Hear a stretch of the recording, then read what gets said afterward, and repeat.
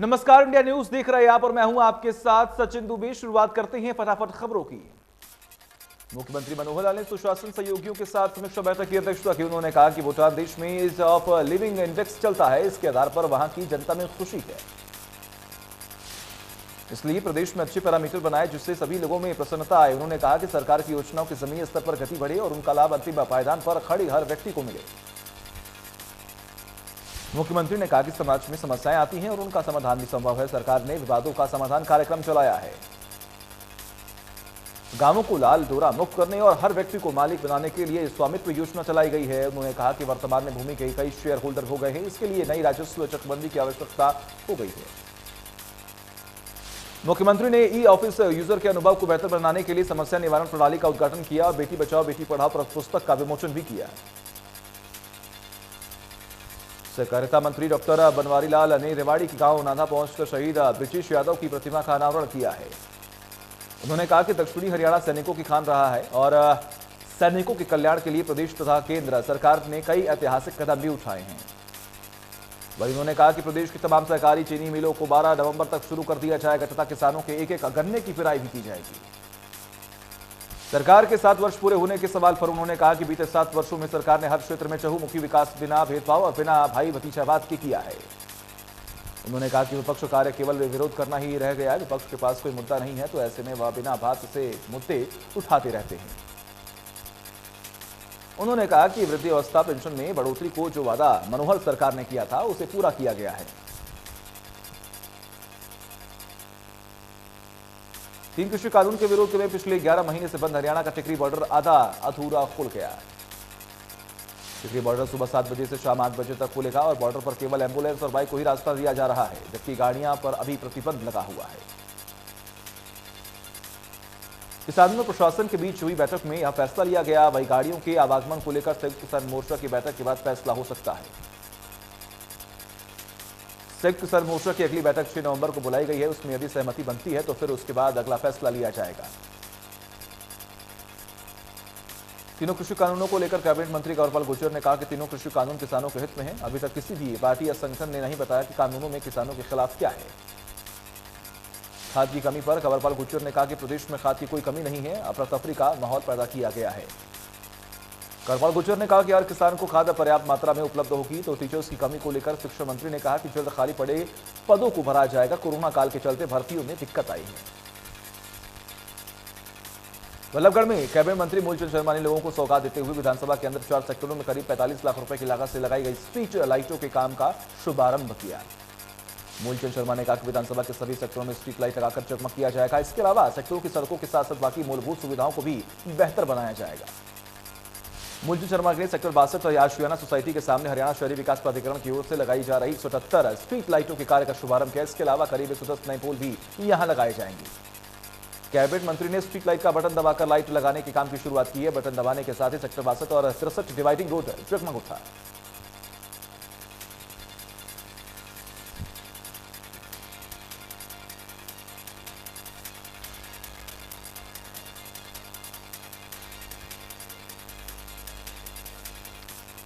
किसानों का यह कहना है कि सही तरीके से सफाई नहीं होने से माइनर टूटी है और लगातार 3 साल से माइनर टूट रही है।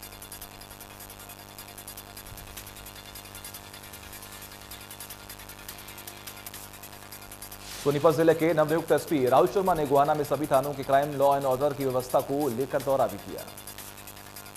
राहुल शर्मा गोहाना के सिटी पुलिस स्टेशन पहुंचे और वहां के सभी अधिकारियों से मुलाकात कर व्यवस्था को दुरुस्त करने के आदेश दिए। एसपी राहुल शर्मा ने साइबर क्राइम और ऑनलाइन ठगी को लेकर सभी थानों में हेल्प डेस्क खोलने की बात कही है। वही एसपी ने 11 महीने से चल रहे किसान आंदोलन को लेकर भी पुलिस की मुस्तैदी बढ़ा दी है। झज्जर में शुक्रवार की शाम ट्रेड फेयर मेले में एक युवक को अज्ञात हमलावरों ने गोलियों से छलनी कर दिया। हमलावर और हत्या किए जाने के कारणों का खुलासा नहीं हो पाया है।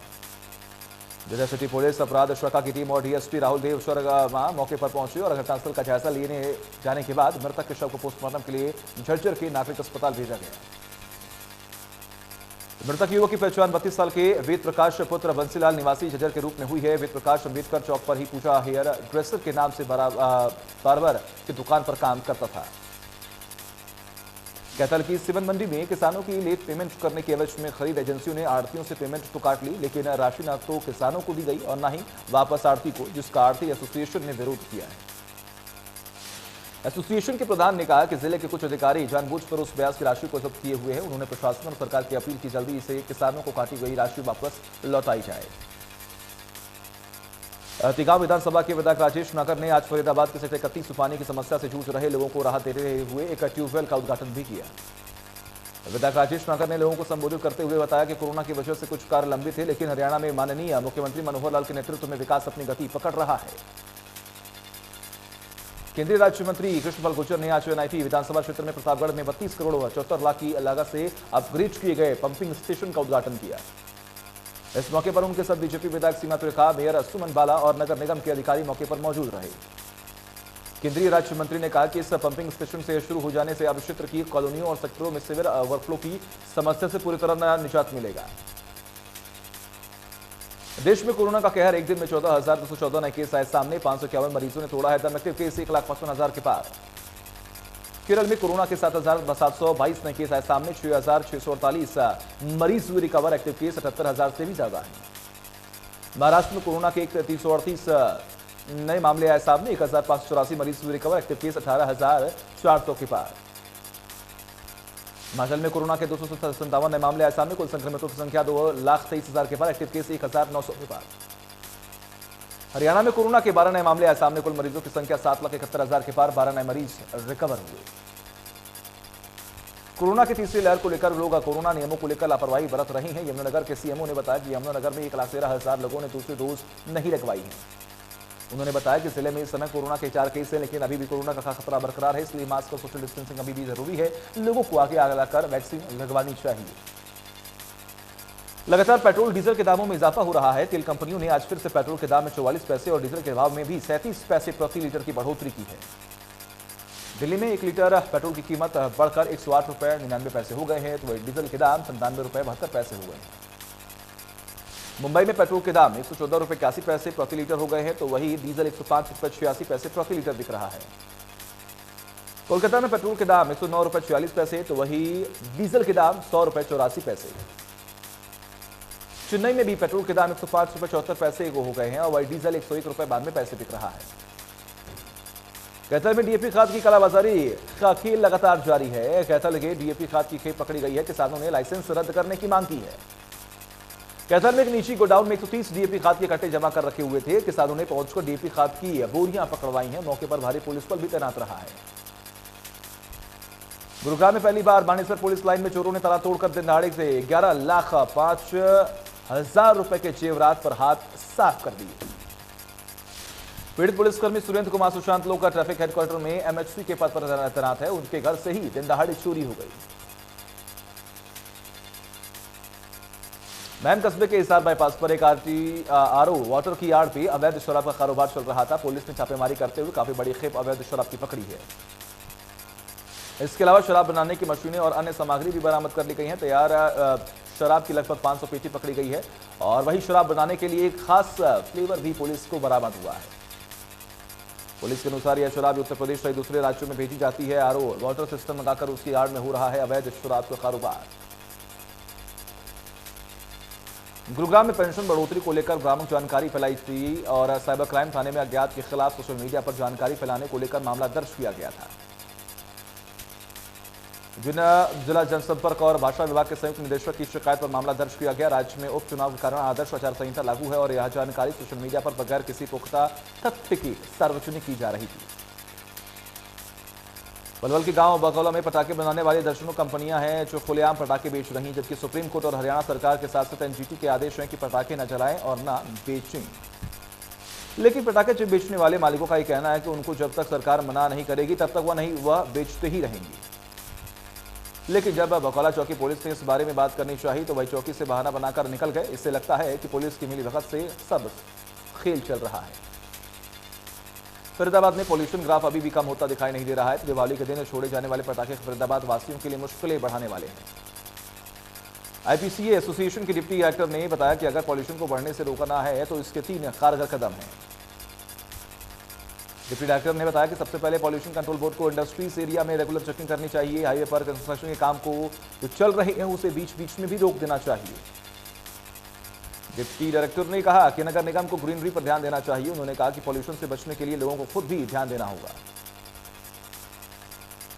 वल्लभगढ़ शहर और आसपास के इलाकों से पिछले दिनों पकड़े गए अवैध पटाखों को प्रशासन ने पुलिस की मौजूदगी में गड्ढे में दबा दिया है। पूरी कार्रवाई में पुलिस मौजूद रही और उप तहसील के नायब तहसीलदार करण कुमार को बतौर ड्यूटी मजिस्ट्रेट नियुक्त किया गया है। शनिवार को झज्जर में एक महिला का पर्स पलक झपकते ही चोरों ने गायब कर दिया। महिला के बैग में लगभग 20,000 रुपए थे। पीड़ित महिला पुष्पता का यह कहना था कि वह गांव माचरौली की रहने वाली हैं और अपने बच्चों के लिए खरीदारी करने आई थी। कोरोना की तरह डेंगू की कोई निर्धारित दवा या उपचार नहीं है। झोलाछाप और कुछ डॉक्टर रोगियों को बतौर विकल्प आर्टिसोनेट इंजेक्शन दे रहे हैं,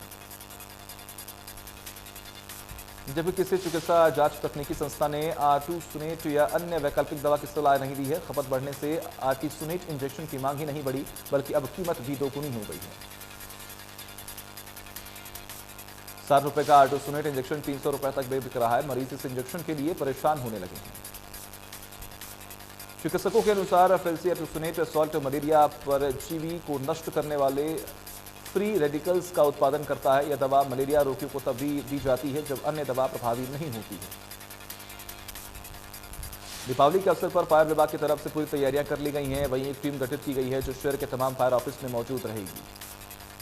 दीपावली के अवसर पर आतिशबाजी के कारण आगजनी का डर बना रहता है और इसी को मद्देनजर रखते हुए विभाग की तरफ से यह निर्णय लिया गया है। गुरुग्राम के सिकंदरपुर इलाके में स्टेट ऑफिस जीएमडी ने बड़ी कार्रवाई की है। जीएमडी ने ग्रीन बेल्ट पर अवैध निर्माण कार्य चल रहे रेस्टोरेंट, नर्सरी और साइबर कैफे को ध्वस्त कर दिया है। इस दौरान सड़कों के किनारे ग्रीन बेल्ट को कब्जा मुक्त किया गया। ग्रीन बेल्ट पर कर अवैध कब्जा रखा गया है और आपको जानकारी दें कि 6 रेस्टोरेंट, 2 मोबाइल कैफे, 4 नर्सरी पर भी कार्रवाई की गई है। सोनीपत के रायगांव में रसगुल्ले की फैक्ट्री पर मुख्यमंत्री, उड़नदस्ता और खाद्य विभाग की संयुक्त टीम ने छापेमारी की है। जहां मौके पर टीम की अगुवाई में 2 क्विंटल घटिया और खराब क्वालिटी का रसगुल्ला नष्ट करके जमीन में दबा दिया गया। बाकी रसगुल्ले के सैंपलिंग कर जांच के लिए लैब में भेजे जाएंगे। फैक्ट्री और गोदाम में 37 बड़े ड्रम और 12 छोटे ड्रम में रसगुल्ला भरकर रखा गया था। अंबाला दिल्ली हाईवे स्थित मोहदा के निकट अंबाला और पंजाब पुलिस ने देर रात छापेमारी कर अंग्रेजी शराब का जखीरा बरामद किया। सूचना मिलने के बाद मोहाली डीएपी सहित उनकी टीम अंबाला पहुंची और डीएसपी अंबाला के साथ देर रात मोहना में छापेमारी की गई। तलाशी में 2 ट्रक अंग्रेजी शराब की हजारों पेटियों में से भरे हुए थे, जबकि एक ट्रक खाली पड़ा था। पुलिस ने सभी ट्रक को शराब सहित अपने कब्जे में लेकर मामले की जांच शुरू कर दी है।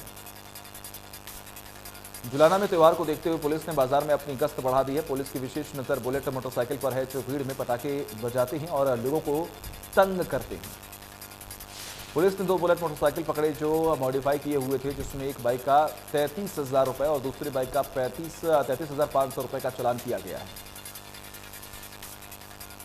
जबकि गांव सुरहेती में एक मंदबुद्धि युवती का शव गांव के चौहट में बरामद हुआ। युवती की पहचान मंजीत के रूप में हुई है। पुलिस ने लड़की के पिता ने गुमशुदगी की रिपोर्ट भी दर्ज कराई थी।